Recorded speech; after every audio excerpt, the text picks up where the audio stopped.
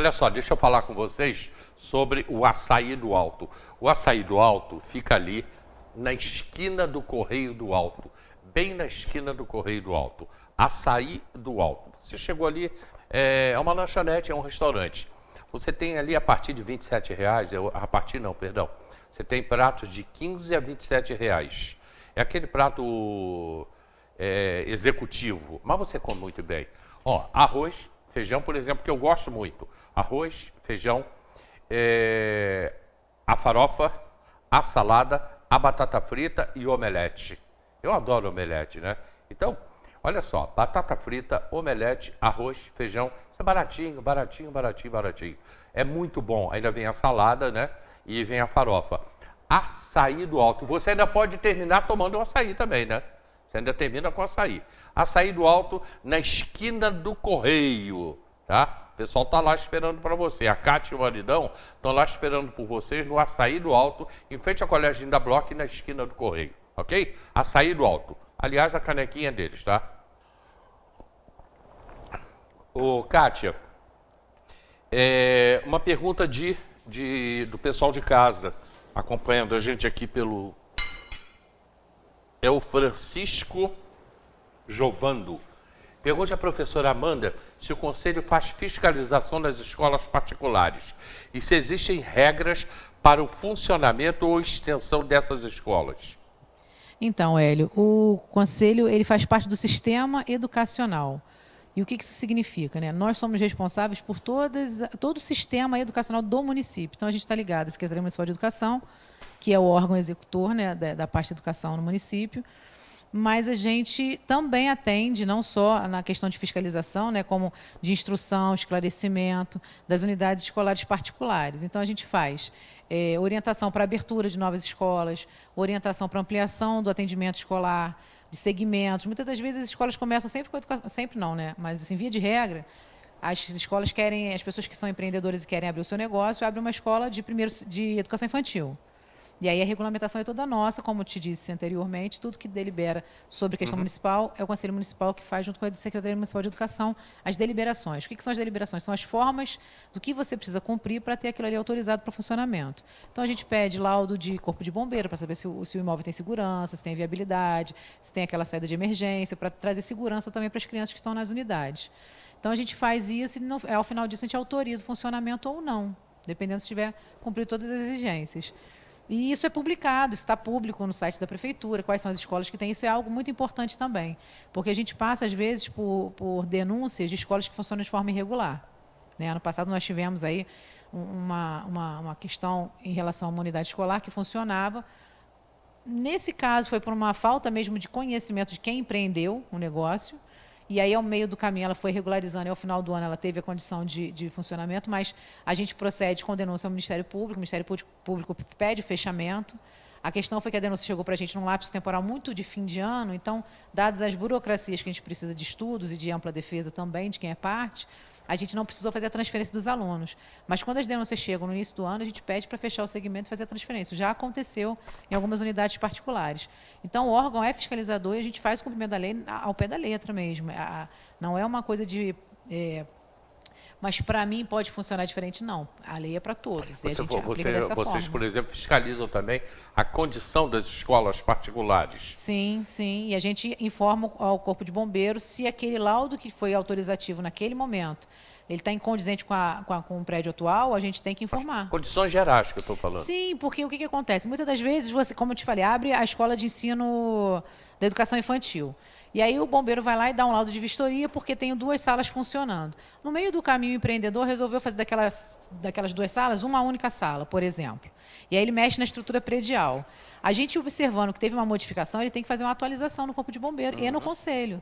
Perfeito. E se não houver, a gente faz as comunicações aos órgãos competentes, à Secretaria de Fazenda e tudo mais, para que haja toda a proteção do nosso aluno. Né? Então, o nosso grande papel é o cumprimento da legislação e a proteção para o ensino de qualidade. E as condições gerais das escolas do município? É outro problema que a gente enfrenta também. Né? A gente sabe que tem prédios que estão sendo fechados. A gente teve a escola Pernalonga, que foi fechada no final do ano passado, por inviabilidade de funcionamento. Né? E assim, o Conselho nem foi comunicado. Isso é algo também que a gente tem passado assim, certas situações desconfortáveis. Nós soubemos por conta dos profissionais que trabalhavam ali e que alguns procuraram o conselho, até não quiseram fazer porque é uma questão de demanda, você não é obrigada a chegar no conselho e fazer a denúncia formal, mas você pode trazer a notícia para a gente, passado na plenária, se os conselheiros, a partir do momento de estarem sabendo de algum fato, julgarem que é relevante, a gente vai tomar as providências necessárias. Então, chegou para a gente, né, o fechamento dessa unidade, não foi de forma oficial, não foi comunicado pela secretaria, a secretaria simplesmente fechou por uma indicação da Defesa Civil, salvo engano. E é um prédio que, pelo que foi falado, não tem condições nem de reforma. Ali a questão estrutural teria que ser demolido e fazer um novo prédio. Nós não sabemos, é o que eu estou te falando, são tudo questões extraoficiais que serão debatidas, inclusive, nas plenárias desse ano. E nós temos o problema do Lino Noronha, que é público, Eu ia te perguntar, o Lino Noronha. Público notório, passará por vistoria nossa também. Né? A gente vai montar uma comissão. A gente tem que fazer a vistoria e a gente tem que ter o olhar, né, muito sensível à questão de como ele está funcionando hoje, porque uma escola não deve funcionar dividida, né? E hoje ela funciona dividida, tem um segmento no antigo prédio que era de teste de Covid, né, em frente ao Make Pits, tem uma parte da unidade escolar funcionando na estrutura da Escola Paulo Freire. Então, é uma escola dentro de outra. Então, são condições que a gente precisa analisar e avaliar e verificar também o fôlego do município em relação a isso. Porque também a gente não pode criar para o erário condições que ele não tem condição de arcar. Então, a gente faz todos esses estudos. A gente tem que visitar o Hermínia Josete, também, que é outra escola que está fechada há muito tempo com a promessa de reforma que nada foi iniciado. Tiveram, acho que, 2 licitações desertas, porque não teve firma que quisesse fazer a questão do projeto. Nós temos que visitar a Climeia, que funciona também agora no prédio do Estado, né? Está funcionando precariamente. Inclusive, a Climeia é uma das nossas escolas de tempo integral que não está funcionando como tempo integral também. Então, é outro alerta que está aceso para a gente já desde o ano Climeia passado. do bairro de São Pedro e Minas José, na Tijuca. Isso, exato. E outras tantas que nós vamos vistoriar esse ano, porque assim, a nossa gestão ela era para ter sido iniciada em janeiro de 2022. Ela começou em maio, porque só houve a convocação pela secretária e pelo executivo de plenária de formação do conselho e eleição em abril. Então, efetivamente, nós tivemos nossa primeira reunião de trabalho em maio. Então, nós tivemos 7 meses de trabalho. Nos 7 meses de trabalho, nós fizemos uma grande pesquisa no município, um grande estudo. Eu gosto muito de trabalhar com dados, porque eu acho que se você não tiver dados, você não tem resultado nem meta para cumprir. E eu tive a sorte de ter um grupo de conselheiros que são muito presentes, são muito capazes de estarem ali, são muito dedicados, né? Guardadas as limitações de alguns que têm, por desconhecimento mesmo, mas são aplicados, estudam, interagem. Assim, é uma felicidade muito grande estar à frente de um conselho tão importante para o município, com pessoas tão parceiras, que eu tive esse presente. É óbvio que vocês também fiscalizam o transporte escolar. O transporte escolar, ele tem um viés dentro do CACS, que é a questão do repasse de verba para o transporte escolar, mas a gente também tem, como eu te disse, o Conselho Municipal ele é sistema educacional, então todos os outros conselhos ligados à educação estão ali, como se fôssemos um guarda-chuva. Vou usar até o exemplo da técnica do Ministério que visitou a gente no início do ano. O Conselho Municipal é como se fosse um guarda-chuva, ele está acima, não na questão de hierarquia, mas ele é responsável por tudo que engloba a educação. Então, o Conselho do CACS e do CAI estão ali dentro daquele guarda-chuva. E eles têm essa prerrogativa de fazer a fiscalização, ver se está tendo funcionamento, se está tendo atendimento, quais são as rotas. Mas nós também temos. E a gente já percebeu que houve, o nosso transporte no interior, né, em especial, ele migrou para terceirizado. Então, nós temos uma empresa terceirizada que atende as escolas do interior e as rotas são definidas de acordo com o atendimento que aquela escola prevê. Me incomoda muito o atendimento do 2º distrito em especial. Eu acho que a gente tem uma rota ali subutilizada. Tá? A gente tem escolas ali ainda no sistema de biceriação, que não é o ideal. Sistema de? Biceriação. Você tem 2 séries na mesma turma. Então, às vezes, o professor dá aula para o 1º e 2º ano na mesma sala de aula. Isso atrapalha o desenvolvimento do aluno, né? A gente decai na qualidade de ensino. Ainda é uma realidade mais forte no 2º distrito. Então, a gente também está fazendo uma organização de uma comissão para visitar essas unidades escolares, entender como é que funciona essa rota e propor uma otimização dessas escolas funcionarem de forma mais satisfatória para aquela população dali e, quiçá, é uma ousadia nossa, mas nós queremos propor também a construção de uma creche no 2º distrito. Que a gente tem um estudo de viabilidade e de espaço já de prédio que já existe. Se a gente fizer uma reorganização da rota, a gente entende que há uma possibilidade de abrir uma creche no segundo distrito. Tem orçamento para isso? Orçamento tem. A questão são as prioridades. Né? O orçamento a gente tem. Hoje a educação tem a previsão orçamentária para 2023 de 243 milhões para gastos com folha de pagamento, né, material de papelaria. Que é o dinheiro do Fundeb. Também, não é só do Fundeb. Né? Essa previsão dos 243 milhões tem Fundeb e tem a arrecadação própria, que pode aumentar. Se tiver aumento da arrecadação, você tem um aumento maior de repasse. E nós temos, segundo o relatório do Tribunal de Contas de 2022, um percentual pendente de gasto com educação, que foi a prerrogativa aberta pelo governo federal por conta da pandemia, de não conseguir atingir o teto e para não haver nenhuma improbidade administrativa do executivo, dada a pandemia e o quadro que o Brasil inteiro, aliás, o mundo inteiro vivia, foi permitido que esses percentuais que não fossem contemplados naqueles anos de 2020 e 2021 pudessem ser cumulados e quitados até 2023. Então, nós temos um repasse maior aí para a educação esse ano, que tem que ser previsto. É outra fiscalização que a gente tem que fazer em parceria com a Câmara Municipal, porque a fiscalização dessa utilização de verbas é exclusiva da Câmara, mas a gente faz as sinalizações para eles.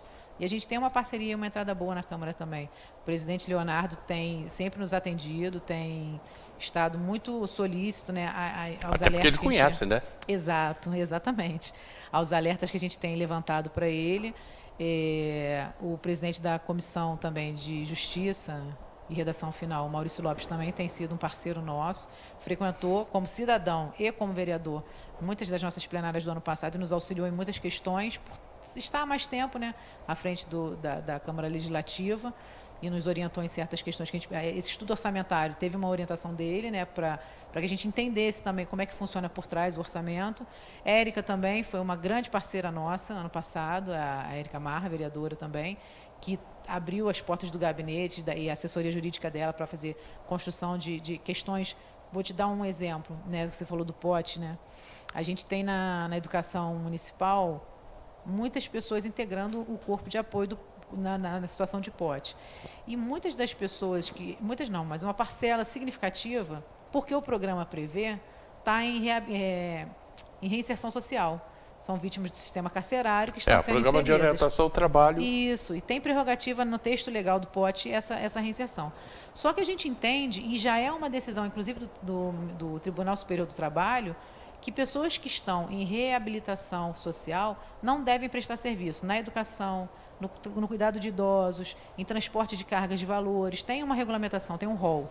E essa lei nossa do pote, ela não prevê esse resguardo para a educação. E a gente sentou com a Érica, a gente construiu um texto que não foi entendido pela maioria na época que não era inconstitucional, não era uma prerrogativa do município falar sobre isso, conflitava com prerrogativas de outros entes federativos. E a gente está reformulando o que a gente quer, né, a excepcionalidade somente para o atendimento à educação. Eles têm que ser reinseridos na sociedade, sim. O sistema de reinserção, ele tem a previsão de formação, e eu particularmente entendo que o cara que limpa vaso e varre chão, ele não está sendo formado. Isso ele já viveu e ele caiu no crime. Então, isso não tem formação para essa pessoa. A formação deve estar percorrendo nas outras secretarias, onde você tem técnicos, assistentes, administrativos, que você vai estar recebendo pessoas e vai estar formando essas pessoas que estão reinserindo na sociedade para uma prestação de serviço mais eficiente. O que não acontece. Você tem razão nisso.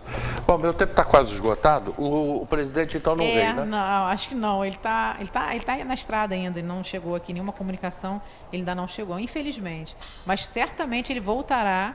Sim, e dedicará um programa para você. Pode marcar. Tá? A gente quer conversar com ele, sim, sobre a situação do Estado, a situação da educação no Estado e, consequentemente, em Teresópolis, né? No programa de amanhã é sexta-feira, né?